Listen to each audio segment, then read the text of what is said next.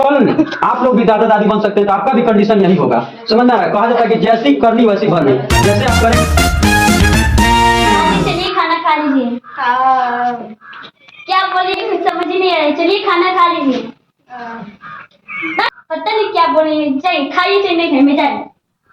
पता नहीं क्या बोले। चाहिए खाइए चाहिए नहीं खाइए में जाए। देखिए अभी आप लोगों ने क्या देखा कि दादी जी को कहा जा रहा था खाना खाने के लिए, तो दादी बोल रही थी कि पता नहीं क्या बोल रही थी, कुछ समझ में नहीं आ रहा था। ऐसा हो रहा था ना जी। और हर घर ऐसा कहानी है कि दादी लोग कुछ बोलती हैं, बूढ़े जब हो जाती है तो समझ में नहीं आता है।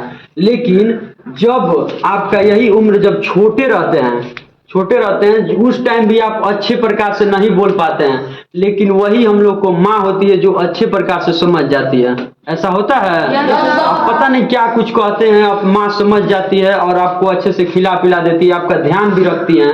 लेकिन जब वही माँ आज बूढ़े हो गई हैं तो आप लोग इग्नोर कर दे रहे हैं कि पता नहीं क्या कह रही हैं, कैसे क्या कह रही हैं। लेकिन ऐसा नहीं करना चाहिए।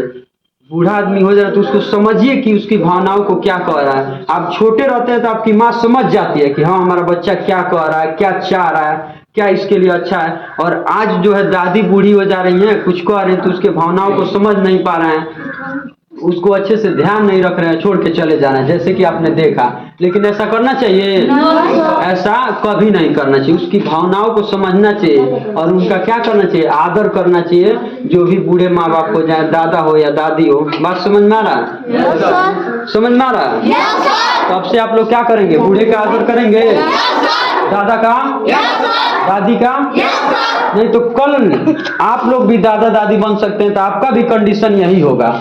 समझ में आ रहा है? कहा जाता है कि जैसी करनी वैसी भरनी। जैसे आप करेंगे वैसे आपको मिलेगा। बात समझ में आ रहा है? इन दोनों के लिए आप लोग क्लैप करिए बाबू साहब।